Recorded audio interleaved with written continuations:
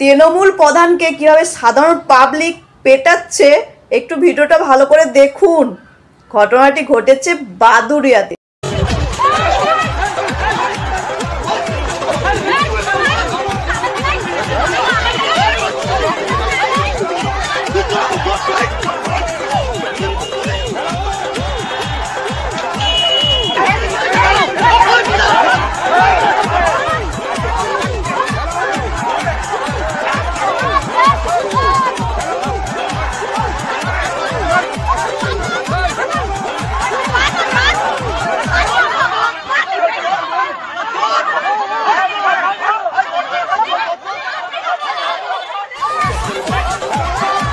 আমরা এসেছি প্রধানকে কথা বলার জন্য, কিন্তু প্রধান আমাদেরকে হুমকি দিয়ে ব্যানারটা দেখে ওখান থেকে আমাদের হুমকি দিয়ে বেরিয়ে গেছে।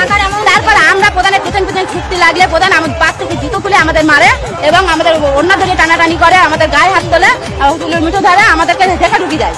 সেই সূত্রে আমরা এখান থেকে প্রধান সাসপেন্ড চাই, আমরা প্রধানের রাখতে চাই, প্রধানের বিচার চাই আমরা।